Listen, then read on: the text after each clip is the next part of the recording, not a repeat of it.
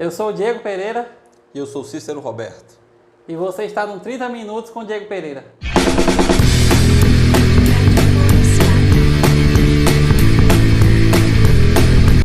Bem-vindo a todos.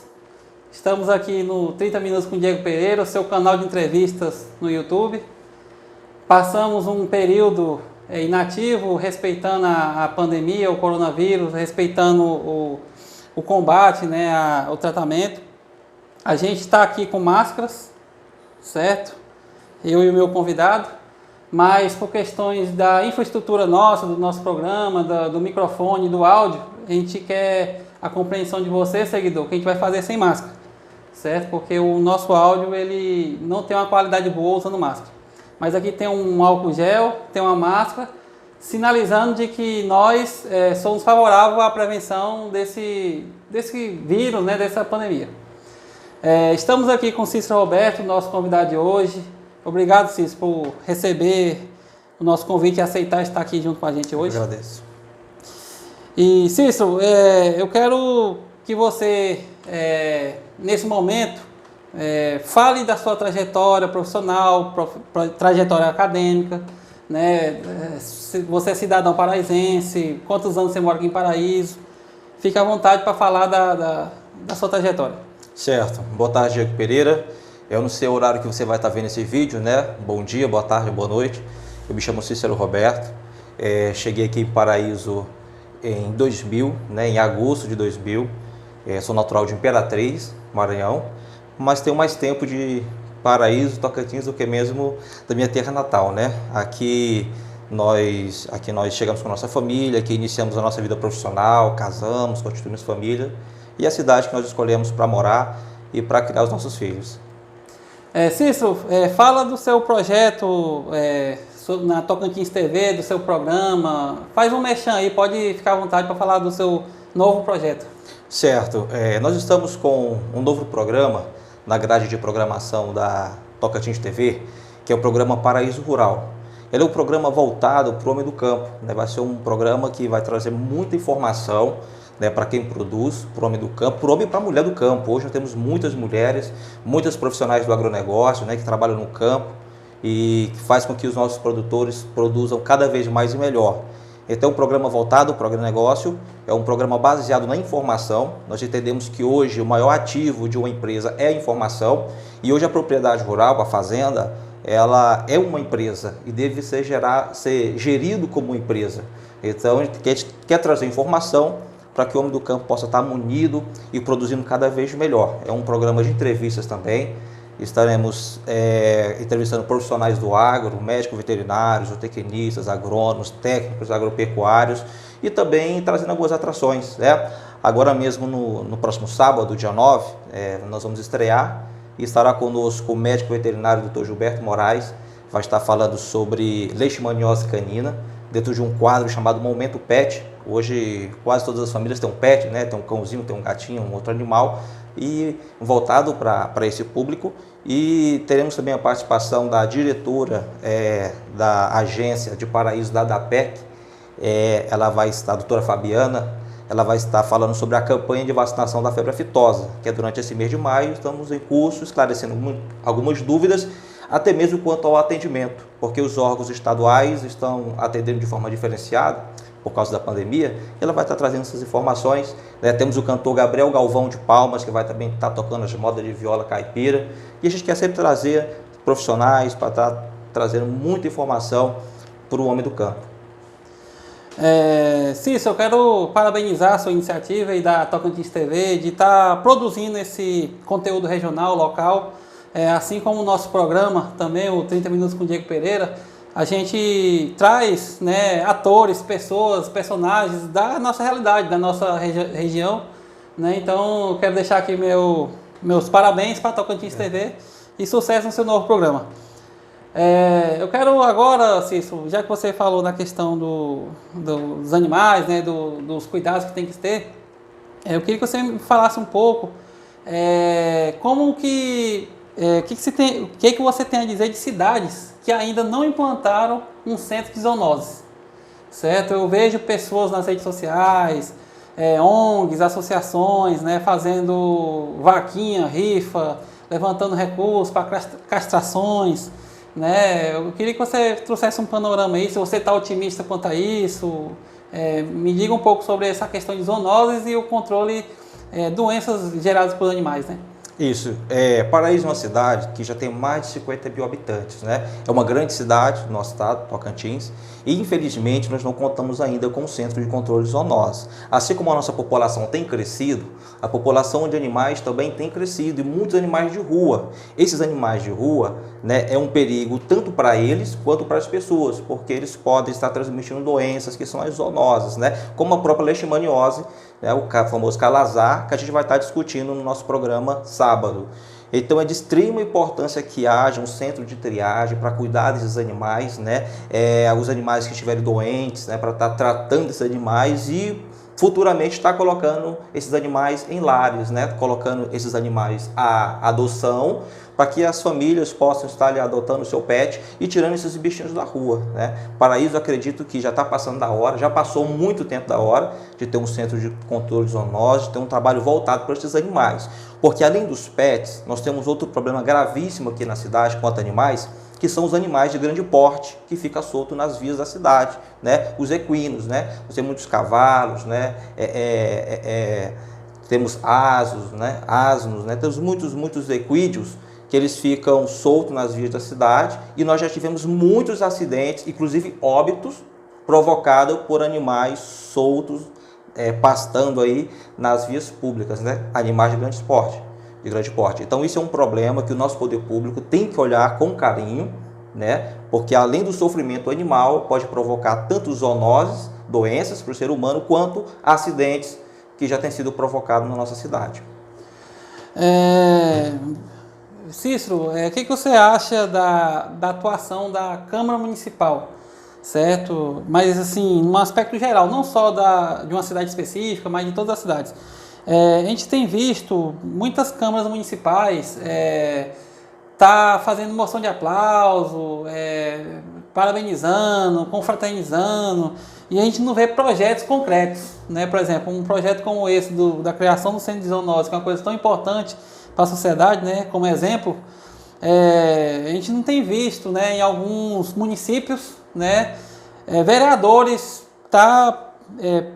apresentando para a população e para o chefe do Poder Executivo projetos, né? Então, assim, estão só na moção de aplauso ou não estão produzindo nada. Como você vê isso? Você vê isso como prejudicial? Você está otimista com essas eleições de 2020? Será que a gente pode estar esperando uma renovação aí nas câmaras municipais? Como você vê esse panorama? Isso, Diego, eu acredito que é importante sim estar reconhecendo os feitos, né, de personalidades da cidade, pessoas, homens e mulheres que contribuíram para o desenvolvimento local, né, para o bem da comunidade. É importante esse reconhecimento com a menção de aplauso. Mas isso não deve ser a principal função do vereador, né? As duas principais funções do vereador, primeiro é legislar, né, criar leis, né, leis municipais. E a segunda é fiscalizar os atos do Poder Executivo. Eu acredito que a atenção principal deva ser para essas duas coisas, principalmente na questão da fiscalização, certo? Se o dinheiro está sendo público, está sendo investido, empregado, aonde deveria estar sendo. Então o vereador, até um ditado assim popular, mas que é bastante interessante e verídico, que o vereador é aquele que vê a dor. A dor de quem? A dor do povo. Então o vereador é o político que está mais próximo do povo. Então ele tem que ter essa sensibilidade de sentir quais são as reais necessidades do povo. Porque ele está no dia a dia, convivendo, conversando com as pessoas, ele que sabe qual que é a real necessidade das pessoas e está procurando direcionar as ações públicas, né, com suas petições, com seus requerimentos, né, com as suas proposituras ao poder municipal, para que ele venha empenhar esforços e recursos nas necessidades que a nossa sociedade precisa, certo? Agora, a gente precisa ter uma Câmara Municipal com pessoas realmente capacitadas, não só aqui em Paraíso, mas em todo, né, no Brasil inteiro, como você falou, panorama geral, certo? Nós temos que parar de votar apenas porque fulano de tal é amigo, é bonzinho. Ok? Mas será se ele realmente tem capacidade de chegar lá e fazer um bom trabalho? Será se ele realmente sabe qual é a função do vereador e está preparado para isso? Então, acredito que, da mesma forma que para a gente contratar um colaborador na nossa empresa, a gente olha o currículo, a gente vê se ele está capacitado, se ele tem a escolaridade, a capacitação, se ele preenche os requisitos para aquela vaga. A gente não faz isso para contratar um colaborador, um empregado, um funcionário? Então, da mesma forma, nós cidadãos devemos fazer na hora de votar. Porque quando a gente vota, a gente está contratando um servidor. Está contratando o vereador para ser um servidor público, certo? Então ele precisa ter as qualificações mínimas necessárias para poder chegar lá e desempenhar um bom trabalho à altura daquilo que a cidade precisa e a população requer dele. Cícero, perfeito a tua colocação, eu quero contribuir também, porque eu quero contribuir fazendo já uma pergunta. Por que é tão difícil para a população enxergar o prefeito, o vice-prefeito, os vereadores, os secretários, como funcionário do povo? Quem é patrão é o povo, certo? Todos esses agentes políticos são funcionários do povo. Por que o povo é tão difícil na percepção do povo, o povo enxergar que é patrão de um político? Isso. No Brasil, não só na política, mas em praticamente todas as áreas da nossa sociedade, há uma verdadeira inversão de valores. E isso fica muito claro e nítido na política, onde os políticos que lá estão exercendo o seu cargo público, esse mandato foi otorgado por nós através do nosso voto. Então nós somos patrões, certo? Agora, quando nós temos um presidente da Câmara Federal, Rodrigo Maia, falando que o político não tem obrigação de ouvir ou de obedecer a voz que vem das ruas e do povo, está deixando um recado bem claro de que eles não estão lá para fazer a vontade do povo. E o cidadão tem que acordar quanto a isso, procurar fazer melhores escolhas e não apenas votar. Não apenas votar. Exercer a cidadania não é apenas votar. Exercer a cidadania é acompanhar o mandato do seu vereador, do seu deputado, do seu governador, cobrar, exigir, participar ativamente da vida política do país. Porque já dizia o saudoso Ulisses Guimarães, já de saudosa memória, o que o político teme é o povo na rua, o povo se manifestando, certo? Então nós temos que trabalhar e colocar na nossa sociedade essa cultura de que o político ele é o empregado do povo. Ele está ali para fazer a vontade do povo, porque foi o povo que outorgou esse mandato. Eles são representantes do povo. Agora, quando a gente vê um deputado federal, presidente da Câmara Federal, que tem um mandato que foi outorgado pelo voto do povo, dizer que o político, que o parlamentar não tem obrigação de ouvir o povo, infelizmente, uma grande inversão de valores, e esse tipo de coisa tem que ser estipado da política brasileira. Precisamos viver um novo momento, e essa mudança passa por aí. Cícero, eu quero complementar a sua fala, você foi muito feliz nas colocações, hoje a gente está enfrentando um paradigma, Qual é o paradigma? Se o presidente, o governador e o prefeito, ele termina o mandato dele, é porque ele conseguiu ter articulação com a Câmara, com a Assembleia e com o Congresso. E a articulação, leia-se, toma lá da cá, concessões de cargos, concessões de favores, Se o político ele não faz isso, ele ou é impeachmentado, ou ele está impedido de terminar o seu mandato, Como que a população ela pode diversificar essa questão? Por exemplo, como que ela pode enxergar essa questão de uma melhor forma? Porque quando um gestor ele não quer entrar no jogo do legislativo, ele é taxado de inflexível, que não é articulado e que não tem governabilidade. Eu queria que você discorresse um pouco desse conflito que existe entre executivo e legislativo e nessa forma de governar. Exatamente. O que acontece? Nós temos um executivo que tem uma filosofia de trabalho e nós temos parlamentares que têm uma outra filosofia, que já estão acostumados à política da troca de favores, do famoso tomar lá da cá, certo? Então, nós como eleitores, nós temos que ter essa sensibilidade na hora do nosso voto, porque e deixarmos de votar em políticos por causa do nome e do sobrenome. né? Então, o nosso crive, a nossa seleção é no momento da eleição. Ou seja, aquele candidato que ele oferece favores em troca do voto, aquele candidato que ele compra o voto, aquele candidato que faz promessas mirabolantes, esse candidato já deixou bem claro que é um político enquadrado na velha política. Esse político ele vai ser eleito e chegando lá ele vai aderir a esse tipo de política, do toma lá da cá, né? do troca de favores. Então a gente tem que começar realmente, na hora de votar, procurando escolher pessoas que tenham o mesmo pensamento ideológico nosso. Porque a gente imagina que são pessoas que vão chegar lá e vão fazer um bom trabalho e vão fazer um novo tipo de política, não vão aderir a essa velha política. Mas realmente é muito complicado, né? A atual situação, vamos citar, por exemplo, o nosso presidente Bolsonaro, ele só ainda está como presidente porque o povo está na rua, né? Porque o povo está na rua, porque todos os demais poderes aparelhados como estão, né, estão trabalhando em harmonia para derrubar o governo. Por quê? Porque esse governo ele não é adepto a essa política da troca de favores. Então eles estão sentindo falta dos ministérios, dos cargos de primeiro e segundo escalão, estão sentindo falta de ter as fundações, as autarquias, né, as empresas públicas nas mãos. Então está fazendo uma falta danada para esse pessoal capitalizar recursos para a campanha eleitoral. Então eles querem que volte à velha política. O que tem segurado é o povo na rua. Então o que nós podemos fazer é povo na rua. E aproveitar agora em 2020 e procurar votar bem, né? Porque são os prefeitos e os vereadores que são responsáveis diretamente na eleição dos deputados federais, que vão estar lá no Congresso nas próximas eleições. Então, nós temos que começar pela base. Vamos escolher prefeitos e vereadores que tragam uma nova forma de fazer política, sem compra de voto, sem troca de favores, certo? Sem votar em alguém por causa do nome e do sobrenome. Vamos ver a vida da pessoa, vamos ver qual que é o pensamento político da pessoa, qual que é a sua filosofia, certo? Para que a gente possa colocar pessoas boas na política, né? Pessoas que realmente vão servir o povo, que vão ser funcionários do povo, porque essa é a coisa certa. O político, ele é funcionário do povo e não vice-versa, não o contrário.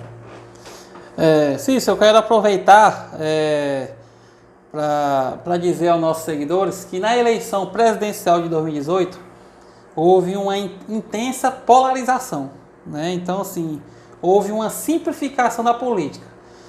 Ou você é direita ou você é esquerda. E tem um termo chamado isentão, que é o isento, ele quer ser o centro. Ele não quer ser nem direita extremista e nem esquerda extremista. Eu queria que você discorresse essa polarização, se a polarização ela é benéfica, se ela não é benéfica, se isso trouxe algum benefício para o debate político brasileiro, né, depois da eleição de 2018. E qual o cenário que você vê para as próximas eleições municipais, eleições federais, sobre essa questão de direita e esquerda? Eu queria que você trouxesse um panorama para as próximas eleições também. Certo. Bem, a polarização eu acredito que não é benéfica. Por quê? Porque ela empobrece o discurso. O discurso fica pobre. Ou você é direita, ou você é esquerda. Ou você é liberal e conservador, ou você é progressista, né? Então, empobrece um pouco o discurso. Mas as eleições de 2018 foi muito importante porque trouxe assim, uma consciência política muito grande para as pessoas comuns. Muita gente se descobriu que era de direita e nem sabia. Outros se descobriram que era de esquerda e não sabia. Ou seja, trouxe essa discussão política para ambientes onde anteriormente não havia debate ou discussões políticas, né? Então foi interessante por causa disso, porque fez com que a sociedade pensasse um pouco mais na questão política, certo? Agora, a polarização não é benéfica porque empobrece o discurso, mas nós precisamos saber o que é direita, o que é esquerda, o que é capitalismo, o que é socialismo, certo? Então eu me considero, por exemplo, uma pessoa liberal, né? O liberalismo, o pai do liberalismo, né? John Locke, né? Ele colocou como tripé do liberalismo a liberdade natural à vida, o direito natural à vida, a liberdade e a propriedade. Então, por isso que eu me considero liberal, porque eu acredito que o ser humano ele tem direito à vida, à liberdade e à propriedade. E aí muitos outros direitos se derivam desses três, certo? Já o socialismo, ele prega que os meios de produção devem ser geridos pelo Estado. né? Os meios de produção devem estar na mão do Estado, o Estado vai dividir os seus produtos de forma igualitária. Isso no papel é muito bonito, mas em todos os lugares onde foi implantado o socialismo, o que aconteceu? Os seus líderes, na grande maioria ditadores, ficaram muito ricos e a população ficaram muito pobre, muito miseráveis. Então, eu me considero liberal na economia e conservador, né? Como todas as pessoas que são de direitas, né? Costumam ser liberal na economia, ou seja, Estado mínimo, o Estado menos interventor, né? Mais regulador e não interventor, né? Sem essa intervenção grande do Estado, e conservador quanto aos costumes e às instituições, como a família, certo? Já a esquerda, eles são progressistas, né? Já abraçam pautas como legalização do aborto, de drogas, ideologia de gêneros, dentre outras. Dentro dessa questão da polarização, né, que se trouxe à direita e à esquerda, né, houve também, em 2016, houve uma mini reforma política, né? E houve uma mudança que vai ser aplicada agora nas eleições municipais de 2020. Né? Lembrando aos nossos seguidores que nesse ano de 2020 teremos eleições municipais, certo? Para elegermos prefeito, vice-prefeito e vereadores, certo? Dos mais de 5.500 municípios do Brasil, certo? Existe uma nova regra, Cícero, onde o partido ele não pode fazer mais coligações, certo? Para eleições proporcionais, para vereadores, né? Como você vê essa regra? Você acha que essa regra vai facilitar a vida do eleitor, vai facilitar a vida do candidato e dificulta a vida do partido? Eu queria que você trouxesse um panorama dessa nova forma de fazer política, né? Que é você lançar candidatos a vereadores num único partido sem coligação. Certo. Olha só, essa reforma política ela foi mini, mas mini mesmo, né? Deveria ser uma reforma bem mais abrangente, inclusive com redução de número de deputados federais e de senadores e também o cancelamento da reeleição. Na minha opinião, a reforma política teria que reduzir o número desses parlamentares e riscar a reeleição. A reeleição ela é algo bem recente, né? É bem recente, a reeleição ela veio agora com o FHC, Frederico Cardoso, né? É bem recente. Então acredito que a reeleição não faz bem. Deveríamos ter um mandato mais longo, de 5 a 6 anos, sem reeleição e com a redução de número de parlamentares. Essa é a minha opinião. Deveria ser uma reforma bem mais abrangente, mais profunda. Agora a questão das alterações que tivemos, como o fim das coligações proporcionais, né, que são para vereadores na nossa eleição municipal de 2020, eu acredito que ela é benéfica. Por que ela é benéfica? Porque ela reduz um pouco a quantidade dos partidos.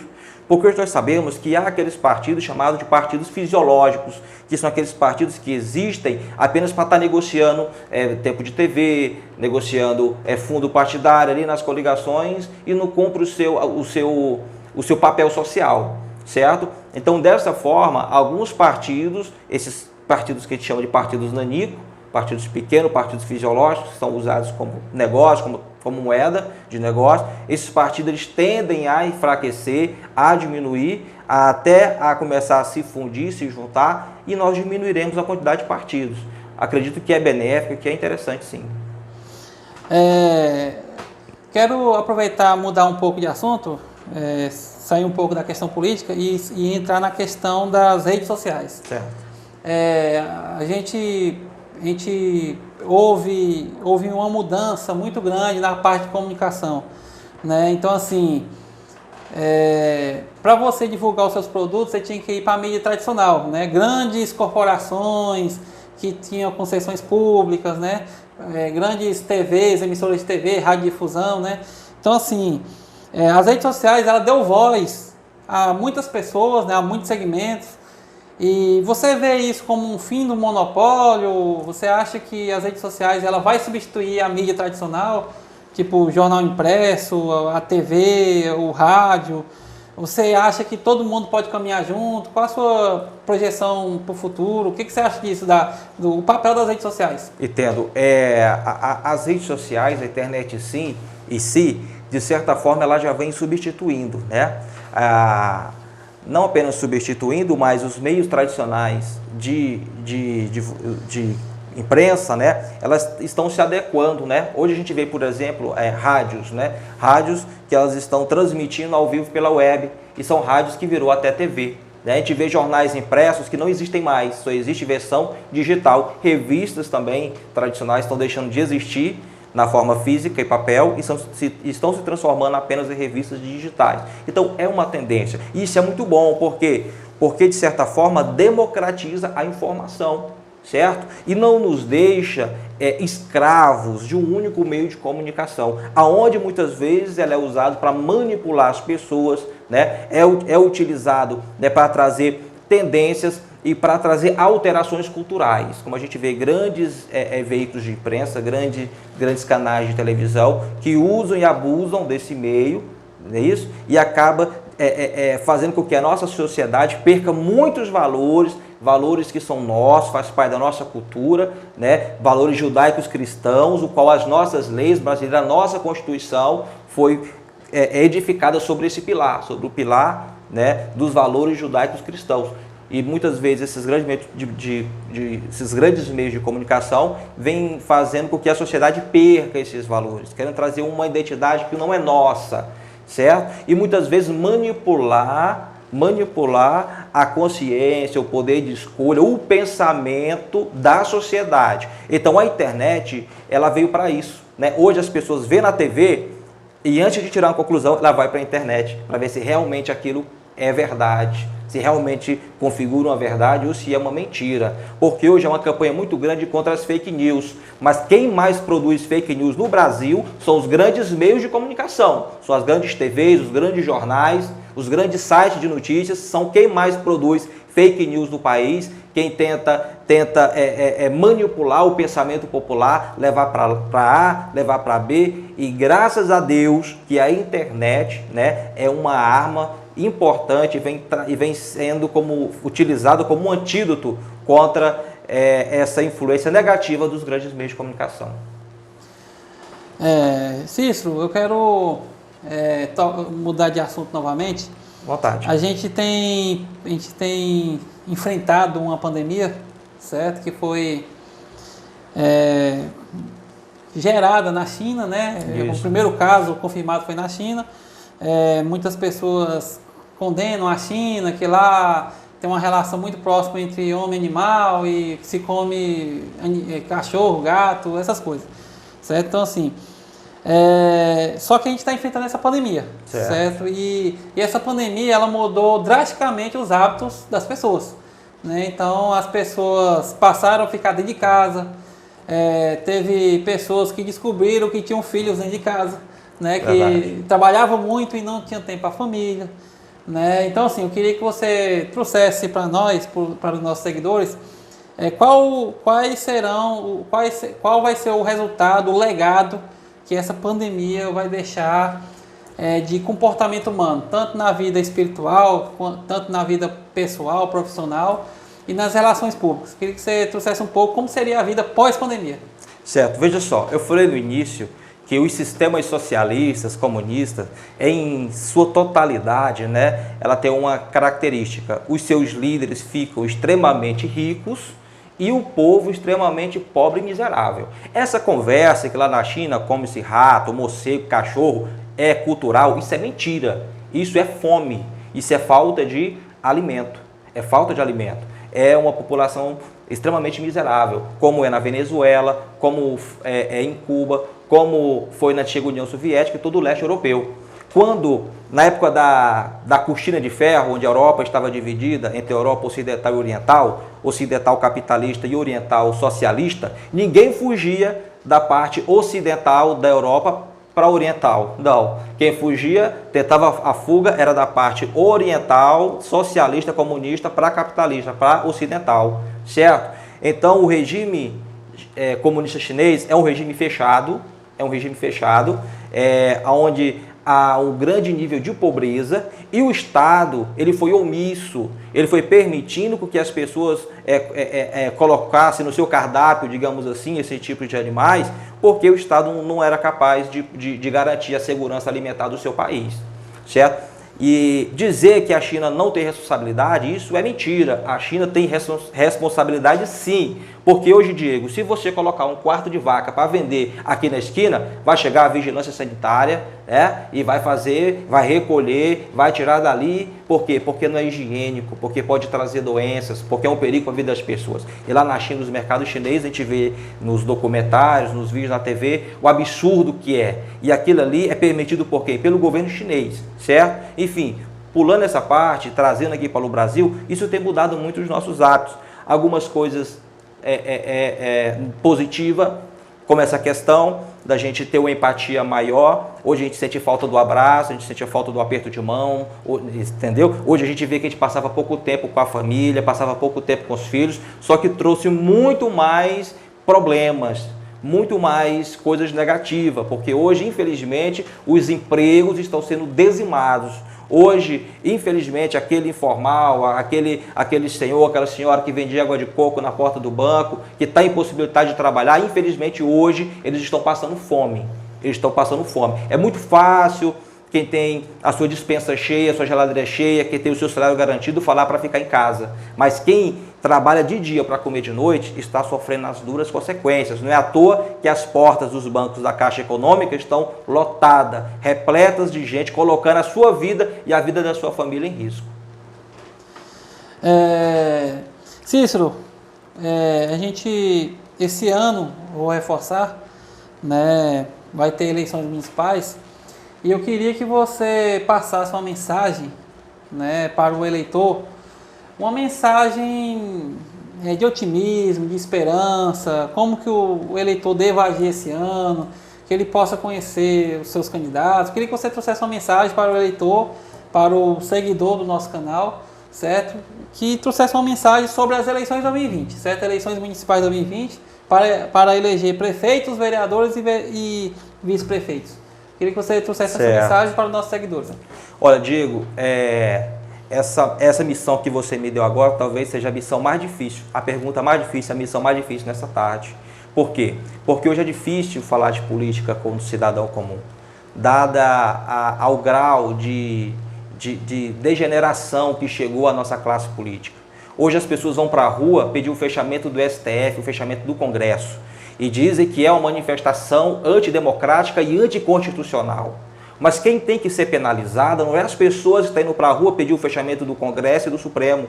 Quem são? São os membros do Congresso e do Supremo, porque é eles que estão fazendo, que estão causando, que estão provocando o povo ir para a rua. Porque o povo não aguenta mais como está a política hoje. O povo não aguenta mais ter o Congresso que ele tem, ter o Supremo que ele tem, conivente com os bandidos, com as quadrilhas desse país, certo? Então é muito difícil falar de política, mas veja só, a política ela é a causa dos grandes males sociais, da fome, da desigualdade, da pobreza. A política é a maior culpada. Só que a política também ela é o remédio. A política, quando ela é usada de forma errada, ela é a doença, ela provoca a doença. Só que quando a política é feita da forma correta, da forma que tem que ser feita, ela é o remédio. É através da política que a gente pode mudar a realidade do nosso país, certo? E para isso, a participação do cidadão, do eleitor é muito importante, certo? Pesquise melhor a vida do seu candidato, veja se realmente é uma pessoa íntegra, se realmente é uma pessoa que tem princípios, que tem valores, veja se é uma pessoa que não tem vícios políticos. Não vote apenas pelo nome, pelo sobrenome, pela família, não, certo? Não venda o seu voto, não negocie o seu voto, a sua consciência. Acredite que com bons políticos nós podemos mudar a realidade da nossa cidade, do nosso país. Pesquise bem, analise o currículo, veja o perfil, se realmente tem as condições necessárias para te representar bem na Câmara Municipal e para promover junto com você, cidadão, as mudanças necessárias que a nossa cidade tanto precisa. Quero agradecer a todos vocês que estiveram aqui, né, no programa 30 Minutos com Diego Pereira. Estivemos aqui conversando com Cícero Roberto e foi um prazer, Cícero, estar com você. E até mais, estaremos juntos num próximo 30 Minutos com Diego Pereira. Prazer foi meu, Diego. Muito obrigado. Obrigado a você. Um abraço.